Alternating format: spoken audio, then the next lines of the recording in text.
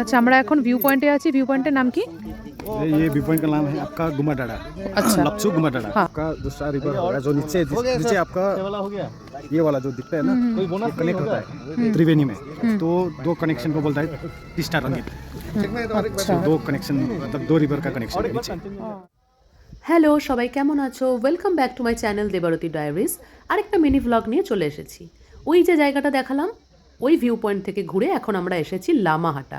লামাহাটায় এই পাইন ফরেস্টে যদি তোমরা আসতে চাও তাহলে 20 টাকা দিয়ে টিকিট কেটে এখানে ঢুকে পড়তে হবে। বিশাল বড় জায়গা, পুরোটা এক্সপ্লোর করতে কিন্তু অনেকটা সময় লাগবে। এরপর কোথায় যাচ্ছি সেটা দেখিয়ে দিই। হ্যাঁ জানি সবাই বুঝতে পেরেছো, টয় ট্রেন দেখেই বোঝা যাচ্ছে দার্জিলিংয়ে এসেছি। এবার তোমাদের দেখাই হোটেলটা। সুন্দর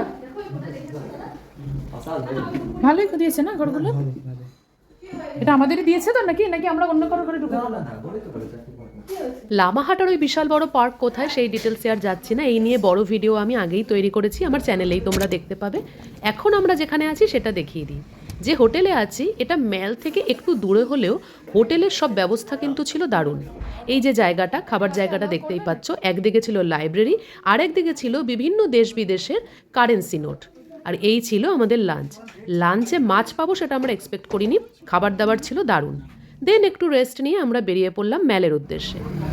পুলিশ চৌকির পাশের যে ডান দিকের রাস্তা সেটা দিয়ে হেঁটেই আমরা চলে নেমে এলাম এই ম্যালে।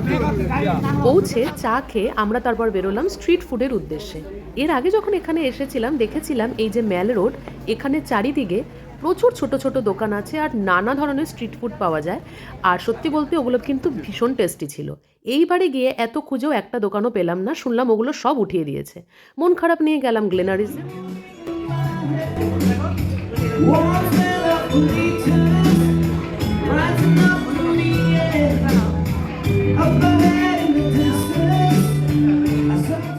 গ্লেনারিজের লাইভ মিউজিকের সাথে খাওয়া দাওয়ার এই অ্যাম্বিয়েন্সটা কিন্তু দারুণ লাগে। তবে এখন যারা ওখানে যাবে তারা একটু খোঁজ নিয়ে যেও, কেননা কিছু প্রবলেমের জন্য লাইভ মিউজিক এবং বার সেকশন যেটা ওদের আছে সেটা কিন্তু টোটালি ক্লোজ করা আছে।